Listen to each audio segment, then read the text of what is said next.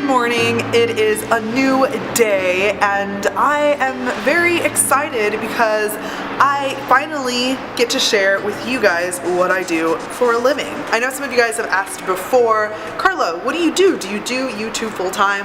No, I do YouTube part-time, but I do have a full-time job. And my full-time job is being a digital media manager, also known as a social media producer. Also, I am called an embed because I am embedded on set. You guys are like, what the heck does that mean? Basically, I capture digital content through my phone, photos, boomerangs, videos, but it's not as easy as it sounds. It's actually quite challenging because when you're on set, there is a lot going on. Just think of like when you watch behind the scenes, there's all these roles on set. The cinematographer, the wardrobe, makeup, all these people are creating this beautiful masterpiece. And social media is very new, so on set there's not much time for it, but you have to make time for it, which is the challenging yet exciting part of my job. It is a lot of like pre-planning, coming up with ideas for like innovating Facebook Lives, basically everything that I do for my YouTube. As you guys can see, YouTube takes a lot of time. It's about promoting the content beforehand, afterwards, making it fun to watch, engaging. So basically this is what we do for social media to promote the talent and the television show. It is very exciting, but that is what I do full time and I love it. And I've been doing it for about 7 months already, just as a digital manager. Before I was a digital assistant for America's Got Talent, and I got to go on set and interview some of the cast members, and it's been really cool being part of the digital world. So anyways, I'm gonna take you guys on a day at my job. I probably will not be able to film things on set and stuff like that. Check this out, I arrived early, so I'm just killing time here. But this is Universal Studios, so as you guys can see, Universal Studios is over there, and all of these are like trailers of like the actors or makeup artists, as you guys can see right there. That's a stage right there, so that's where they film shows. There's a few stages out there. There's like fake worlds. They have like a fake neighborhood where Desperate Housewives was shot.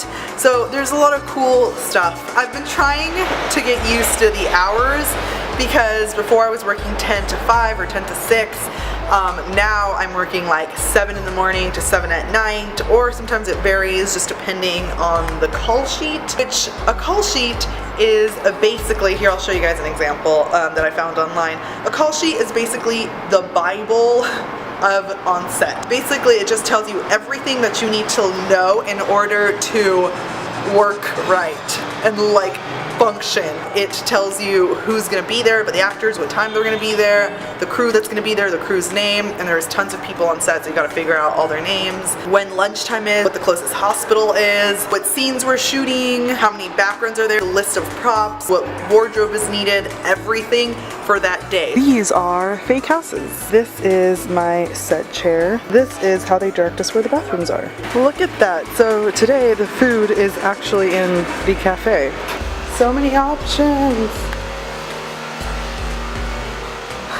When I'm on set, this is my working space.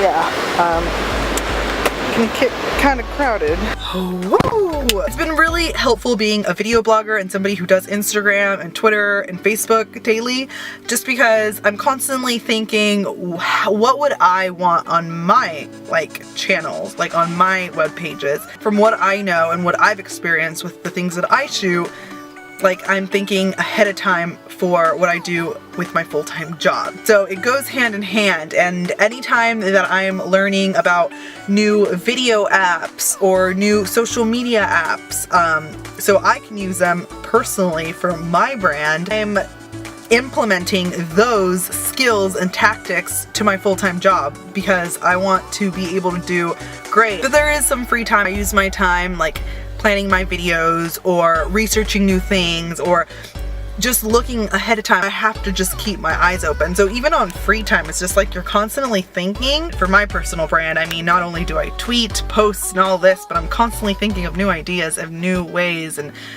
new things before they become popular. And it's just like, with my job, I have to do the same thing. It took me a long time to get here, working in digital media as a manager, as a producer. Just a year ago, I was a production assistant working on Bones, and it really made me value hard work. Like, I'm just more grateful. I didn't think I was gonna be here a year from now. I remember in July of 2016, I lost my job as a production assistant and I cried. And then I got strong because, like I said, I cried for 5 minutes and then I'm a badass. But there were moments where I would just break down and I would think, where is my path gonna lead? Where am I going? You know, like, am I gonna work in TV? What am I doing with my life? And then I thought, why don't I start applying to jobs that are in the digital media industry? Even though I thought about it, I didn't really go for it until America's Got Talent landed in my laps, and it was in digital media. And I remember at that moment I was thinking, oh, I don't know if I want to take this. Like, what if I'm ruining my path to lead me into producing, which is what I wanted to do at the time. And I still want to produce. I mean, I produce content for my own channel, you know, but at the time I was like, yeah, well, if I end up in digital, like, that's just kind of misleading the way. And I was in such a good industry being in scripted TV. Everyone who wants to work in TV, a lot of people want to be in scripted. So it was a little frustrating, you know, getting out of scripted and going into reality and digital. So when I landed the job at America's Got Talent, of course I was grateful, and of course I was super stoked about it, but at the same time I was like confused. And then my first week at America's Got Talent, I knew that I was in the right place. And I loved my job there, but I also just was looking for more of a challenge. And after a while, I got this job, and it's just, it's been great. You know, I'm finally like a manager, and titles don't always matter, but I think I was at a point in my life where I wanted to find more of a stable job. And working in production, it's like you have time off and then you're, you know, back on for 3 months, and then you have time off. And even though I'm working in production right now, working on shows, I work at an agency that is year-round. It just allows me to have freedom to do the things that I love, like YouTube, plus be in an environment that I really enjoy. Yeah, anyways, I got really into that, going for your dreams and not giving up and just creating your own path kind of spiel. That's what I do now. I'm a digital media manager and I love it. And I don't know where it'll be from a year from now or 2 years from now, but I know I'm in a good place. I'm so grateful, and my job's exciting. I'm just so happy that I didn't give up a year ago, you know, and I made things happen. And I applied for this job. I kept applying for something more. I didn't think I was gonna get it.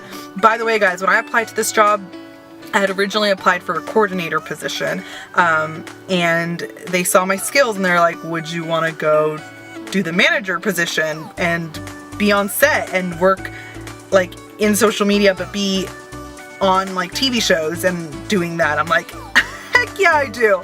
So I'm just so grateful. I really am. So just go and do things, guys. Don't be scared. If you think you don't have the qualifications to get the job that you want, just apply. It's not gonna hurt you. It just takes a little time to make a cover letter and a resume and show them what you got. So that's all I gotta say. All right, guys, I'm gonna go home now. Woo, because I'm very tired.